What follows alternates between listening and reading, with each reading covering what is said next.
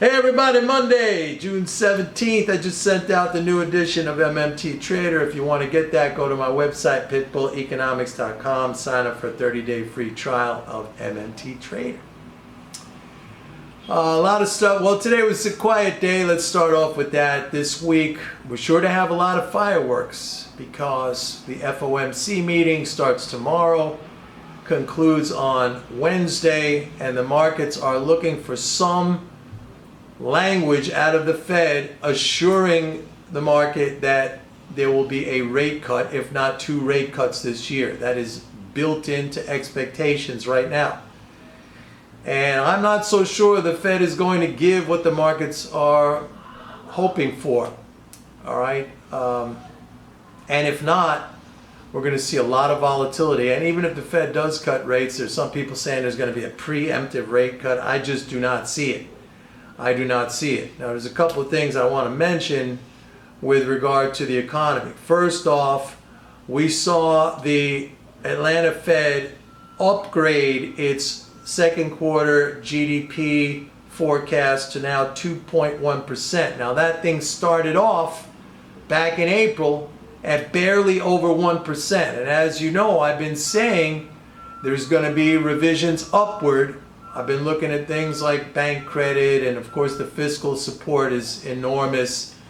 And sure enough, we've had revisions upward now to 2.1%. But let me focus in on something that happened today. We had the New York State Manufacturing Index, which experienced its largest decline ever, that sent it into negative territory. That's contraction in manufacturing. Now that set off a whole bunch of alarm bells. But I think there is a technical reason behind that. And again, this ties in with everything that I've been saying about the debt ceiling. Comes back to the debt ceiling again. This debt ceiling is incredibly disruptive, and we haven't heard much discussion about this, with the exception of myself, at least discussion from an economic standpoint. We sometimes hear discussion about it politically. It's come up again, by the way, today, where the White House and Democratic leadership, they're coming together again to try to come up with a budget deal which would include some sort of a remedy or a fix for the debt ceiling. But who knows? Both sides are very far apart. But as it pertains to this number today, this New York Manufacturing Index, when we have experienced this big increase in bank reserves recently from the end of April through the month of May and into early June, this has impeded the ability of banks to make new loans. Now, this has shown up. If you look at commercial and industrial loans, they have been flat since the end of April, no growth. So my contention is that manufacturers and their customers have been experiencing a hard time getting financing for new orders. Now, it's not really the fault of the banks. It's not like the banks don't want to lend, but when you have this massive reserve dump into the banking system, it takes time for banks to digest that. That again is an enormous amount of new assets, reserves, and that factors into leverage ratios, and it takes some time for the banks to digest that. Now, we have seen in the latest numbers that bank assets rose to a new all-time high. That's good. As a matter of fact, the increase in the latest data was the largest increase in 6 months. That's good. We want banks to add assets because that factors into their bottom lines, their capital base, their earnings, which is their capital, and that really is the thing which determines how much they can lend. But within that increase in bank assets, very few loans and leases. And as a matter of fact, most loan segments declined. I'll give you an example. Auto loans, which have been rising for 23 weeks straight, experienced the first week of no increase. The first week in 23 weeks that we did not see an increase in auto loans. So that's telling right there.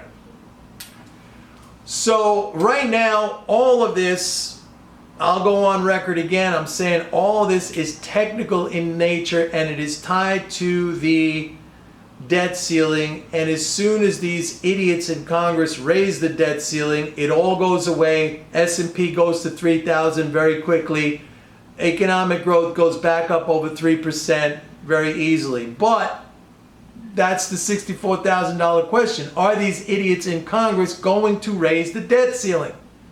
There's not a lot of time left. Right now, if you look at the Treasury's account at the Fed, as of Friday, there was $154 billion in there. It got down as low as $139 billion on Thursday. That's the lowest I've seen since the last time we had a problem with the debt ceiling, which was back in December of 2017. So basically, Treasury has about 6 weeks left of spending power, ability, before the U.S. government goes into technical default. These guys got to raise the debt ceiling. If not, the situation economically becomes chronic. And by that I mean a slow, grinding halt to the economy. Now, you know I said there would be no recession, but I still think that that is true, and we see the revisions to GDP going up as per my call, as per my forecast. Before it even happened, I told you that was going to be the outcome, but they got to raise the debt ceiling. And frankly, if you want to have a political discussion about this, they really ought to just do away with the debt ceiling, because what is the debt ceiling? It's an anachronism. It goes back to the days of the gold standard in the 1930s. We don't need the debt ceiling anymore. It's a self-imposed constraint. It's ridiculous. And that we have to go through these shenanigans every 2 years or so is so disruptive. It's so ridiculous. I mean, we really need to get rid of the debt ceiling, but they're not going to do it. Let's face it, they're not going to do it. These morons are talking about a balanced budget amendment, something like that, which basically puts us on a path like Greece or any country in Europe which no longer has the power to issue its own currency. Would be another self-imposed, and that would not be just a constraint, that would be an outright disaster. But I predict now, and I predicted long ago, that eventually that will pass. And it will pass as a result of ignorance, because most Americans believe we should have that, because they see the government's finances exactly as they see their own finances, which is completely and utterly wrong. But don't tell that to, 300 million people, because that's what they believe. And that's what the idiots in Congress believe. But that's completely wrong. But we're going there. We're going there. And I predicted,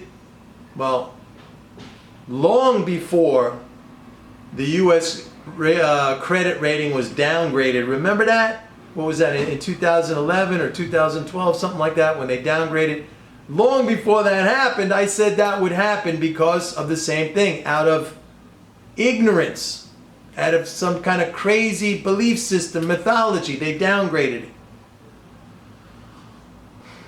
And I remember when that happened, I said, you got to buy bonds, you got to buy bonds. Everyone said, well, eventually one day when the credit rating is downgraded, there's going to be a massive sell. I said, no, you have to buy, because it is completely nonsensical. A credit rating for a sovereign currency issuing nation that spends in its own currency and where all its liabilities are denominated in its own currency, a credit rating is ridiculous.